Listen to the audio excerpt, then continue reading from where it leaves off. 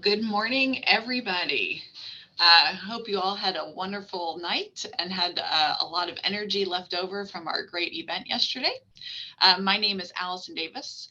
I am the Executive Director of the Community and Economic Development Initiative of Kentucky, housed here at the University of Kentucky. I wanted to welcome you all this morning and get us kicked off for the first day or the second day of our Rural Placemaking Conference. But first, I wanted to give a huge shout out to my staff. Particularly Melissa Bond and Sarah Boker, who are, Sarah's been behind the scenes making sure HUVA is working in its best behavior, and to Melissa for coordinating this extraordinary event for these 2 days. I would also like to give a big shout out to USDA Rural Development for their support in making this event happen. We know how important it is to provide resources, energy, and technical assistance to our rural and small places across the United States. So we are so thrilled to be here. So just a few reminders. I think everyone's gotten the hang of HUVA. For those of us, we learned that Google Chrome is the best place to be doing HUVA, if possible, if you have that opportunity. But first off, this event is being recorded. And all the recordings and resources will be provided to you within HUVA for the few months after the conference ends. All speaker biographies and contact information are also available online through HUVA. You can hide captions where you can see how all of us are pronouncing rural and how HUVA interprets that. And you can adjust your settings with the live transcript button. All participants, and you guys have really knocked this out of the ballpark, can type your questions or comments into the HUVA Q&A box at any time. And by all means, we encourage you to chat away. If you were not able to join us yesterday, please let us know in the chat box where you're from and who you're representing. And where you can, if you're a Twitter person, I am not. I'm trying to figure out how to tweet, but I can't figure out my password. But if you can, hashtag rural placemaking is our, I guess, whatever your hashtag thing is, or our line is. So where you can, please make sure you shout out and let everyone know the importance of rural placemaking. So this morning, I'm real excited to introduce you to Jen Hughes. We heard a lot yesterday about the National Endowment for the Arts as a tremendous resource for some really cool projects that are going on across rural America. So we're thrilled to have Jen with us. Jen is the Director of Design and Creative Placemaking with the National Endowment for the Arts. NEA is a critical partner for all communities in supporting, developing, and celebrating placemaking. So Jen is going to share resources, funding opportunities, and case studies from the NEA that we know can help you further refine your placemaking strategies. So Jen, when you're ready, we're real happy that you could join us this morning. Thanks so very much. Thank you, Allison.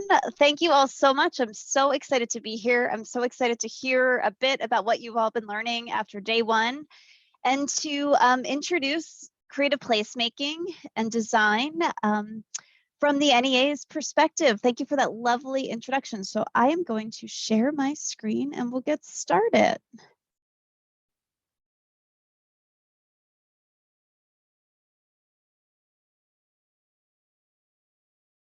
Okay, wonderful.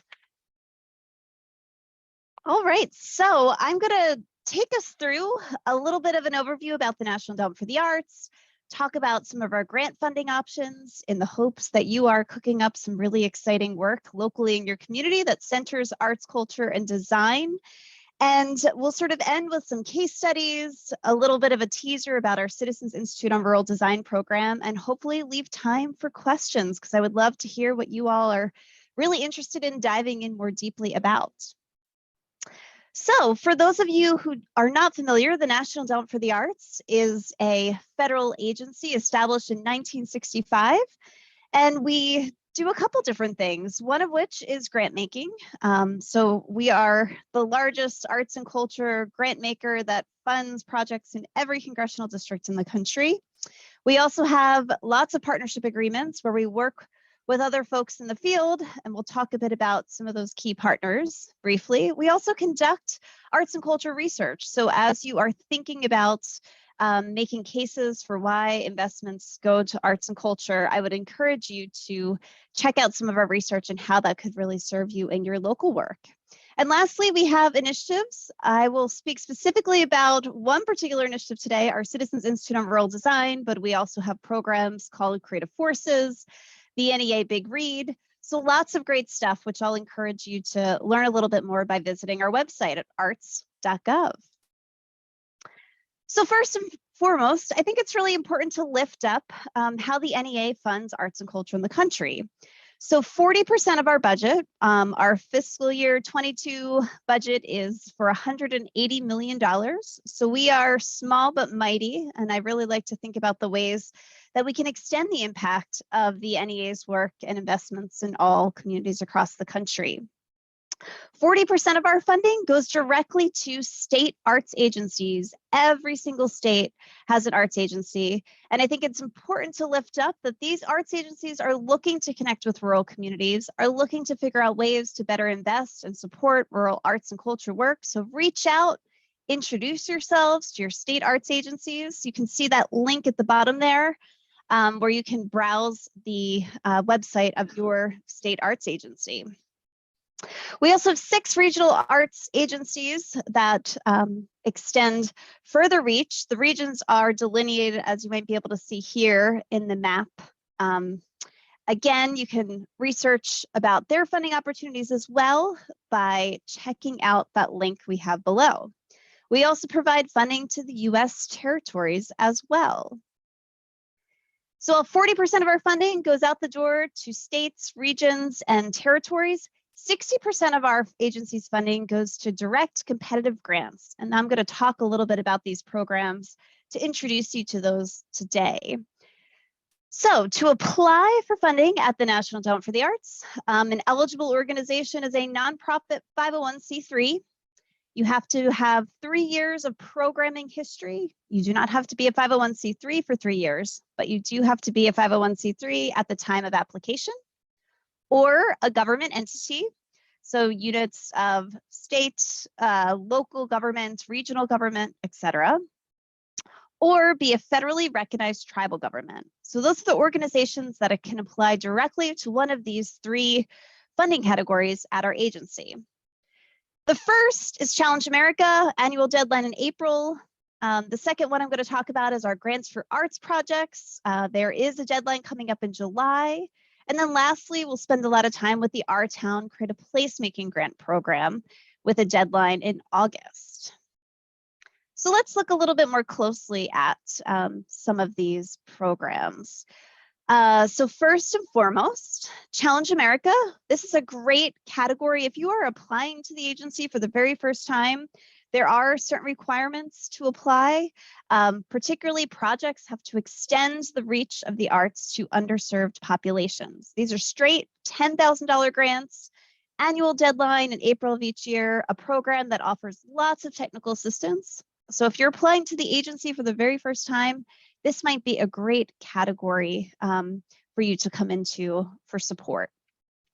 I will note that all of our grants require a 1-to-1 match. So that means to apply to Challenge America, you have to provide a $20,000 project budget.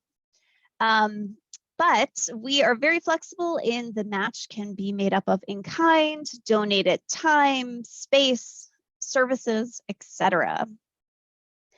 Then we have our Grants for Arts projects category. So this is our bread and butter, our largest category of funding. This supports creation, presentation, exhibition, education, services to the field, design fees, public art planning, and these grants range between $10,000 and $100,000. And we have 2 annual deadlines per year. You must select one deadline to apply to, either the February or upcoming July 7th deadline. And lastly, we're going to talk about Our Town. So that is our creative placemaking grant program, really about integrating arts and culture as a strategy for advancing local community priorities. These require partnership and support from the mayor or the highest ranking official in your community. And these are grants that range from $25,000 to $150,000. And we have a deadline of August 4th coming up later this summer. It's important to note that NEA, we fund projects. So as you're thinking about a proposal to our agency, think about a 1 to 2 year project period and the arts and culture activities that will go towards that 1 to 2 year time frame. Okay, I'm going to dive a little bit deeper just about Challenge America. Again, this is primarily smaller organizations focused on extending the reach of the arts to populations that are underserved. Underserved is defined by ethnicity, disability, income, as well as geography. So rural communities certainly fall into this category. It's a very abbreviated application. I mentioned really robust technical assistance. So take a look at this project category if you're thinking to apply to the NEA for the very first time. So here's a really quick project example, something that we funded in Challenge America. Art Reach in St. Croix in Stillwater, Minnesota.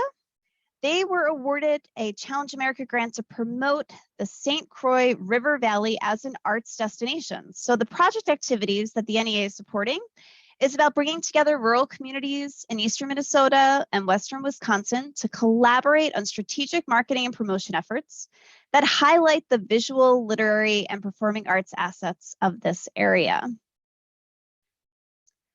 Grants for Arts Projects category. So when you're applying to this project category, you are submitting an application to one of the 15 artistic disciplines, which I'll show you in a moment. As I mentioned, this is 2 application deadlines per year, February and July. We fund a wide range of project activities here. So think about your arts and cultural programming, perhaps planning activities, public art to support local festivals. We have a wide range of opportunities here to really be quite imaginative in the proposal you put forth. Grants generally range, just as a reminder, from $10,000 to $100,000. So here are the artistic disciplines. You select one of these 15 disciplines to apply directly to the NEA. I am the director of design, so design is up there as one of those categories. But certainly any of these artistic disciplines have their own specific grant guidelines that you want to follow, but they will have opportunities in both February and July. So here's an example project. And again, this is just a small example of the wide range of things that we support. This is to support the Arts Incubator in Oxford, Mississippi, a professional development program for artists. So the NEA was supporting small business resources such as workshops and technical assistance to local artists.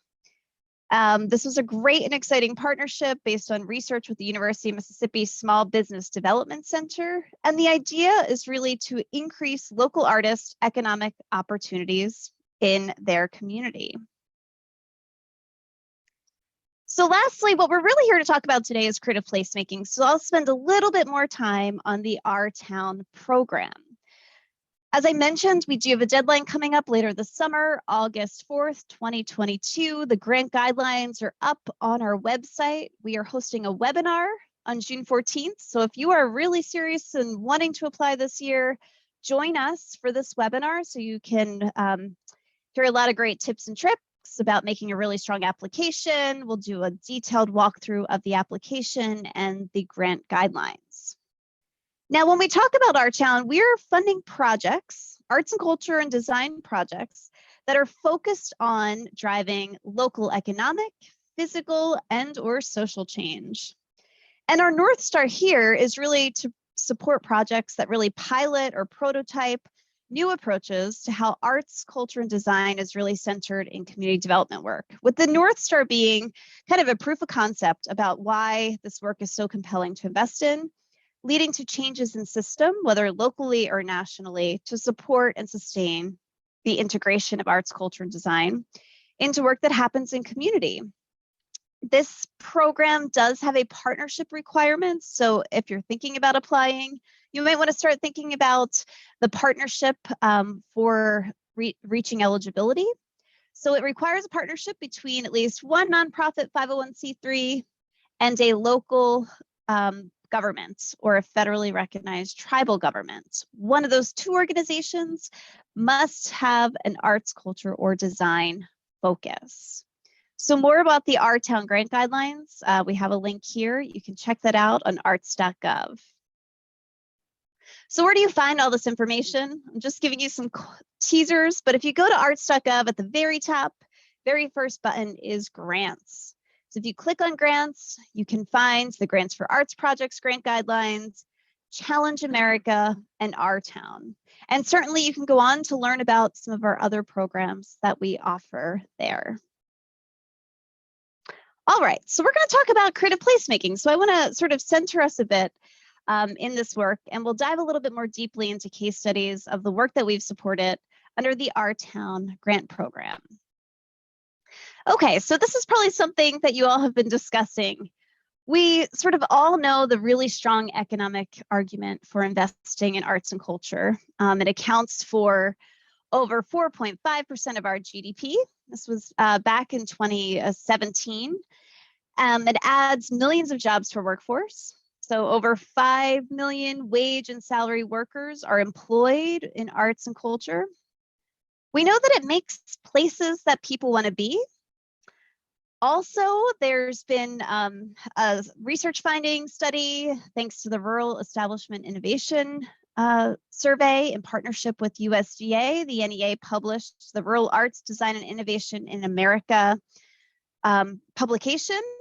And it really talks about the connection between arts and cultural establishments in rural communities and how those with a higher percentage of them actually have a higher percentage of innovation happening locally, and that's measured by patents and other metrics. So certainly there's lots of great reasons as to why you should think about arts, culture, and design in your placemaking work.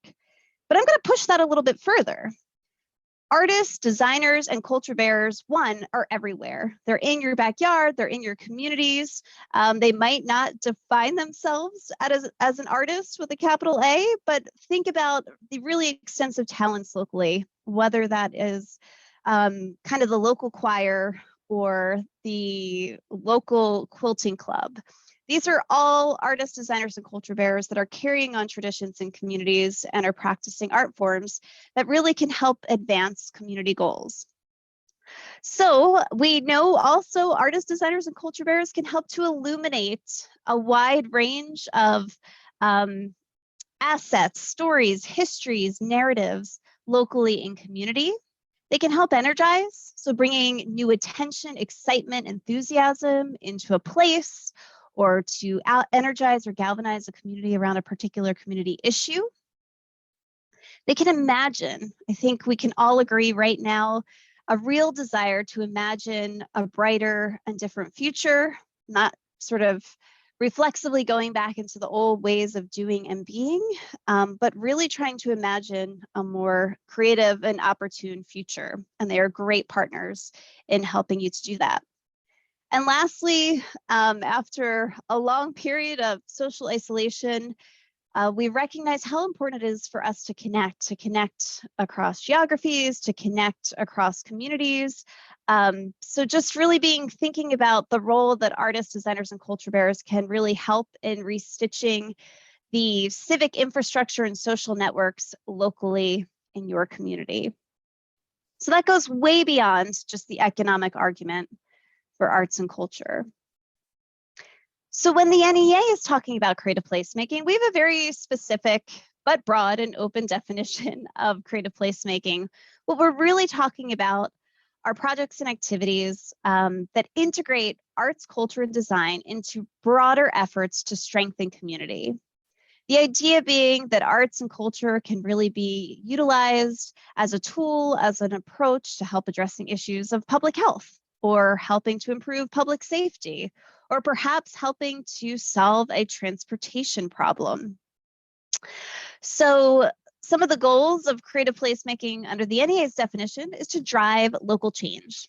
That could be economic change, trying to retain or attract residents, or perhaps trying to drive a physical change, something that maybe is a visual cue that something different is happening in community. I think it's also equally compelling to articulate and have that North Star towards social changes. So about building civic relationships, connection, and local collective power.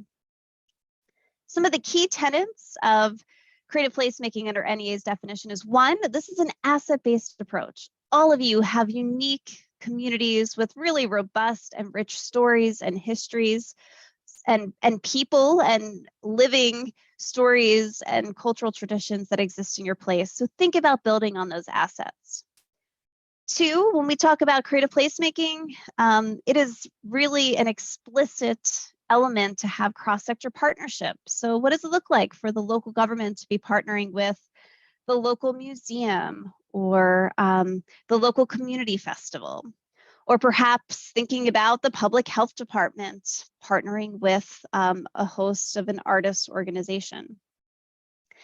These projects also deeply engage community. They don't happen to community, they deeply engage community, meaning that oftentimes these projects are community-led, are championed, are cheerleaded, are expressed as a desire of something they want to see happen locally.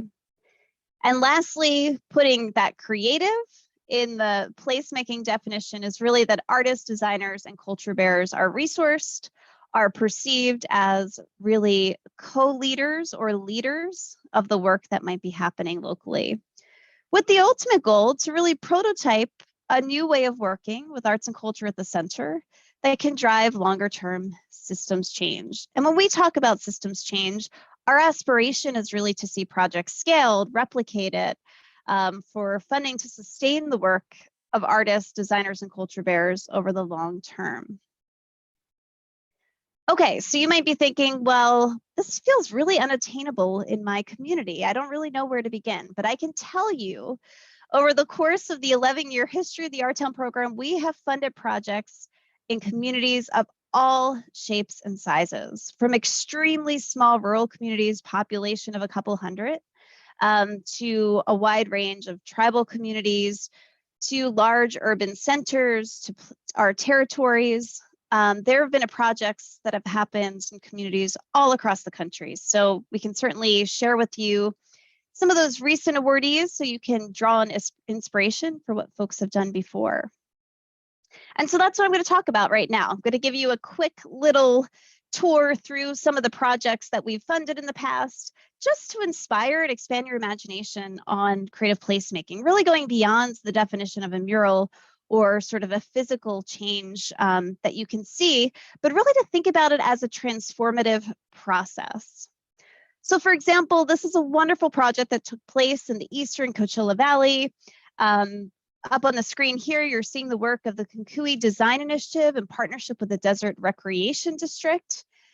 This is an extremely small rural community in Eastern Coachella Valley, and they were beginning to think about longer-term investments in community gathering spaces throughout the community. And what better way to really engage the community in this process, in defining those places that hold symbolic importance, in collecting stories, in engaging the community and understanding the narrative of what they're hoping to see in future community gathering spaces. So this is really a first phase. This is far more exciting to imagine pulling up to this little story mobile to engage in a community process than, say, going to town hall in a typical community planning process. So think about how artists as really unique storytellers and story collectors and helping to build and collate narratives that can help to inform larger plans that maybe are taking place in your community. In Mesa, Arizona, I just wanted to lift up this idea of their Main Street Prototyping Festival. So perhaps you're investing infrastructure dollars in your local community, reimagining the roadways and the streets. And what better way to imagine how you create a place where people want to be by perhaps running a local design competition. This was a competition and call that was put out to local community groups to design prototypes of what potential street furniture or gathering places might look like on a particular roadway. The idea being that some of these temporary solutions maybe inform longer-term creative approaches to some of that capital infrastructure that takes place in your community. This is taken from the urban context, but I think also has really interesting applicability in the rural setting as well. So this notion of pre-enactment theater, we all know about reenactment theater. So this idea that you're looking to the past and trying to reenact that. This was a project led by the Harrison Center for the Arts in partnership with the city of Indianapolis to pre-enact or imagine the future.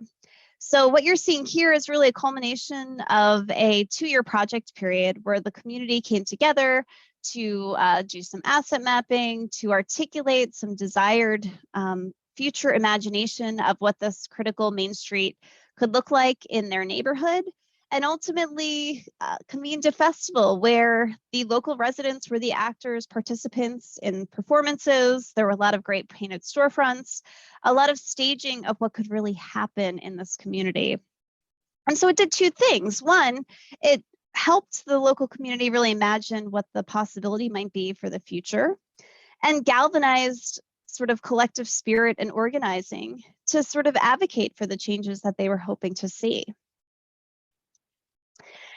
This is a beautiful project that took place in Eagle Butte, South Dakota. They have this really exciting annual festival called the Red Can Graffiti Jam, where they bring graffiti artists from all over the world to the Cheyenne River Reservation.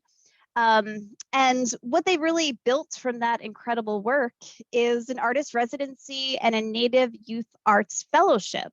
So the idea being that they're really extending this festival programming as a broader strategy to connect youth living on the reservation and Lakota culture by encouraging the practice of art making. Or perhaps you're a small town, the city of Granite Falls, Minnesota, I think population around 1,500. What if you imagined an artist in residency within your city hall or local government? What might that look like? This is a partnership between the city of Granite Falls and the Department of Public Transformation, prototyping this idea of an artist in residence within city government in a small rural town setting. And this project is currently underway in Granite Falls.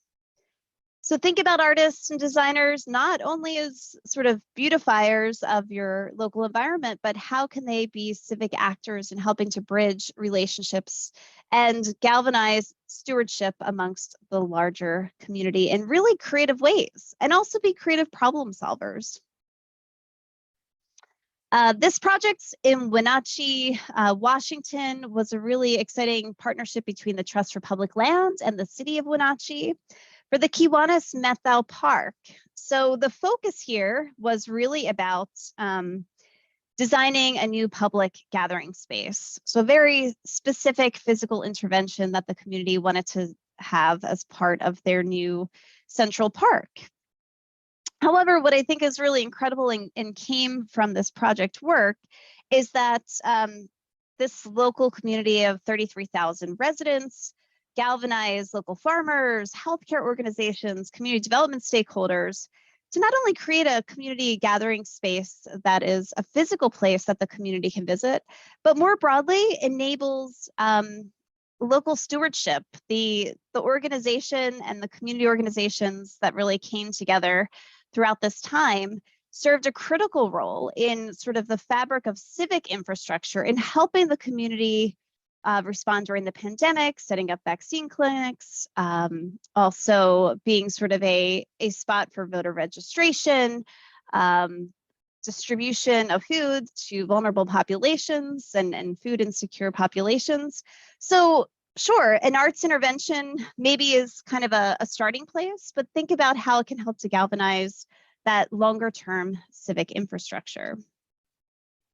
This is a great project going back many, many years now, imagining sort of the role of the rural landscape and how do you lift up the robust talents in rural communities while also bringing attention to the local food systems. The Art Farm Detour led by the Worm Farm Institute and the city of Reedsburg, Wisconsin, continues on today, has been a really incredible showcase for kind of imagining the rural landscape as this artistic landscape, helping to generate some economic development for the local community, but also helping to galvanize other initiatives to inform the Main Street in the city of Reedsburg, Wisconsin, to bring attention to the local food systems and healthy opportunities there.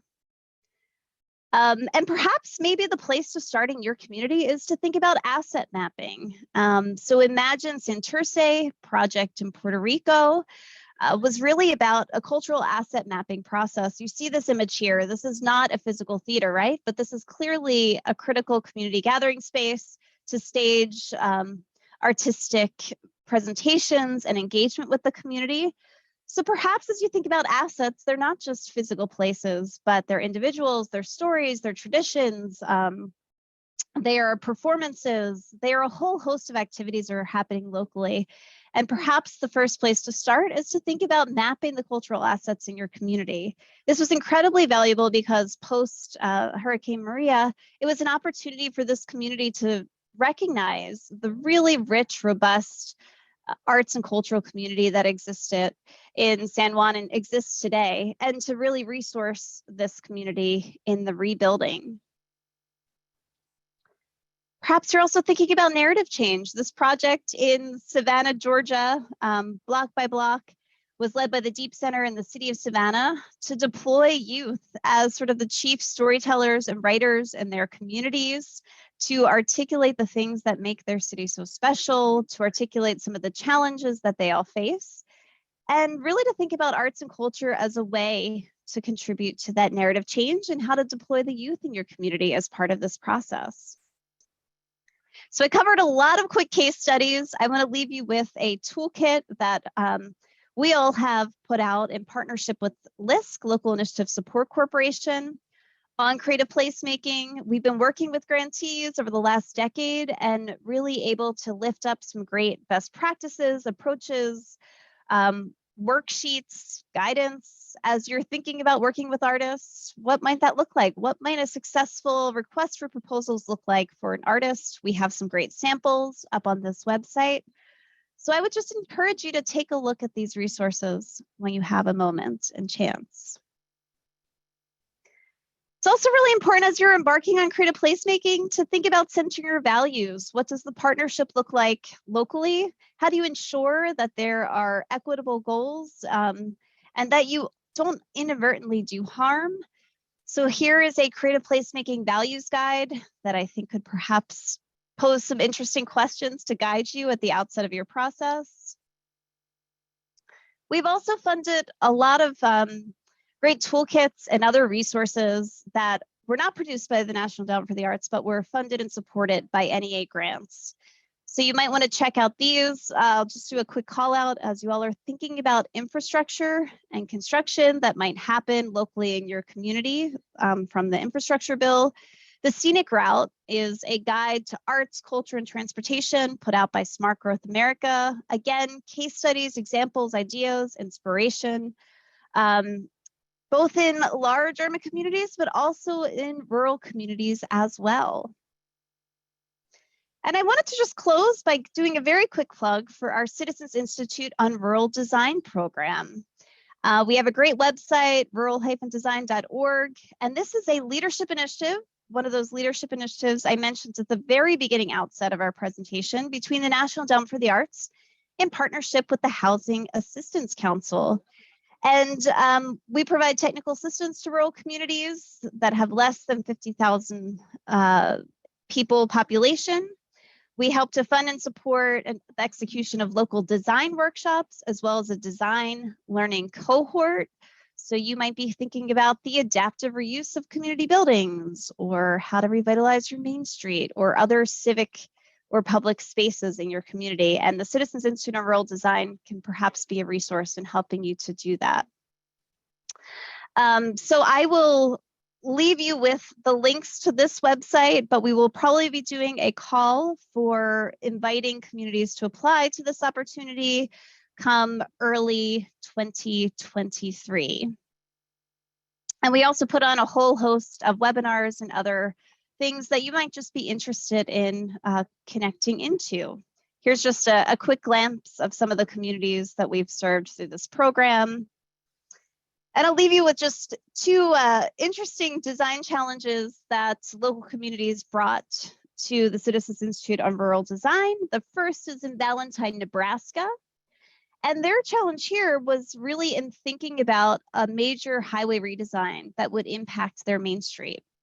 So the desire was to really think strategically about what that redesign might look like. It was being led by the Nebraska Department of Transportation, but recognizing how critically important placemaking is for the active, vibrant life of your rural community, and how are there ways to both keep the public engaged over a long design and construction process, but also help to sort of make some demands of the Department of Transportation as you think about the needs that best serve your local main street. So thinking about walkable streets, community places of gathering, et cetera.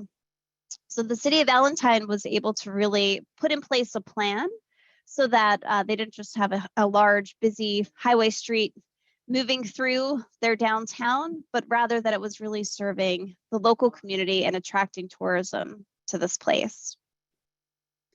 And then there are other projects that are really exciting, like this one taking place in Athens, Ohio. The Mount Zion Baptist Church Preservation Society came to the Citizens Institute of Rural Design, recognizing that this extraordinary church, built by formerly enslaved and freeborn Black artisans, was an incredible community asset and really needed to be preserved and transformed for the future.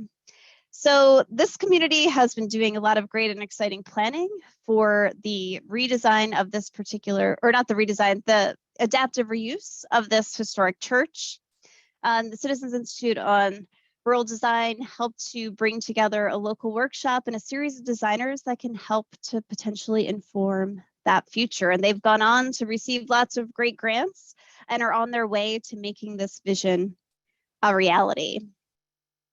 So all that to say is I think we'd love to be in touch. Check out arts.gov. We have a great newsletter, NEA Design at arts.gov. You can send us an email and we can make sure to subscribe you there. And with that, I'm just going to conclude and just encourage you as you're thinking about placemaking to really think deeply about the ways in which you can help to steward exciting work from the arts and cultural community that is right there in your backyard. Artists, designers, and culture bearers are in every community of this country, are an exceptional resource that you should definitely tap in your placemaking efforts. So with that, I'm going to stop sharing, and I think we'll move over for a few minutes of questions. Thank you so much, Jen. This has been so much helpful information for everyone that's tuned in, and our chat has been hopping while you're talking. And your team has done a great job of answering questions right in the chat. So I encourage a lot of you to check that out. But for some of our audio only listeners today, we have a couple of questions we'd just love to ask you directly, if that's all right. Sounds good. One question we had is, can the creative placemaking grants be used for mobile units, like a bus or a van or a renovated art center Airstream? So it's a little bit tricky because we are supporting projects, right? So we can support sort of the facilities or the purchase of mobile units, but perhaps the design and artistic outfitting of those units might be possible. I would say if you have some really specific technical question, join us for that June 14th webinar. Also shoot us an email with that specific question and we can kind of go into some of our federal rules and guidelines to vet whether it is an eligible expense, because there is a little bit of a gray line in terms of what we can fund around those types of specific projects. Another question is, can architects work with the Citizens Institute on Rural Design? Yes, so we have benefited through this program by really securing a range of resource team members that includes architects, designers, landscape architects to help deliver some of this technical assistance and support for these local design workshops. So I would encourage you to shoot us an email at neadesign@arts.gov. I'll also say all of our grants that we adjudicate are adjudicated by members of the public. So we're always looking for artists, designers, culture bearers to serve on a grant review panel. So if you're interested, something piqued your interest, be in touch with us. We'd love to hear from you. And I'll comment that a few years ago, I had the opportunity to serve on a regional grant review panel. And even though I had applied for grants before or worked in the field, being on that panel was such an important way for me to really start to understand how to be more successful even at writing the grants. So I'm really glad you brought that up, because I do think that that's such an important way to be involved in that process as well, and to understand the logistics and the technicalities of the way these grants are. We have another question is, if you know, do you know how Granite Falls funded the Artists in Residency program? If not, it's okay, but I thought I'd ask. Yeah, so it was funded. So they had to make up that matching requirement, but it was funded. I'm trying to look to see really quickly. I don't know if I have it at hand about how much the grant award was that the NEA gave, but it was piloted and sort of tested out as a concept with an NEA grant award. So the city of Granite Falls applied to the NEA and received grant funding. They had to make that one-to-one match, but it was supported through the Our Town grant program. And we have one more question, and then I think we'll be finished, but it might be a doozy. So we have a COVID-related question. Just if you can speak to how placemaking and public art initiatives looked during and post-COVID, and if you think there will be more demand or less now that we've been through this. Oh man, that's a great question. And I think I would say I'm sort of an optimist in just the incredible creative potential of our country. And I think I would just end on the note acknowledging that something that our chair, Maria Rosario Jackson, says, that for us to become and reach our fullest potential, we need arts and culture as sort of a critical asset in thinking about and imagining that future. So I think the demand more than ever, we need creative solutions to address issues of climate change, to address issues of restitching our communities after several years of traumatic devastation, social isolation, and sickness. So I think that more than ever, we are going to be seeing folks and communities really turn to those extraordinary resources that are artists, designers, and culture bearers in our communities. And I think the key is, and one piece of advice I would encourage all you is to think about in those funding streams that might be coming down from ARPA, infrastructure bill, whether that's through your states or through your local governments, and how they can be really resourcing the arts and culture community to help you in some of this creative problem solving, in some of this more forward-looking imagination of the future, because I think they can be really great assets. Thank you so much. Your insights and all of the work you all do at the NEA around creative placemaking has contributed so much to this morning for our conference. And I know there's going to be continued conversation happening throughout the rest of the day, but I've noticed a lot of people are really excited about learning about these opportunities you shared, and they'll probably be contacting you all in the future. Fantastic. Thank you, Melissa. And thanks to the University of Kentucky for all the leadership you all provide in this space as well. Thank you. We really appreciate your time. For the rest of you on the call, we're going to go ahead and go to our next break. And we encourage you to click on your agenda when we're ready for our next session at 11 and go to that next session. Check out the announcers, the organizer announcements that are pinned in the chat on the community board. And we'll be hearing from our friends at the USDA after this. We'll see you again at 11. Thank you.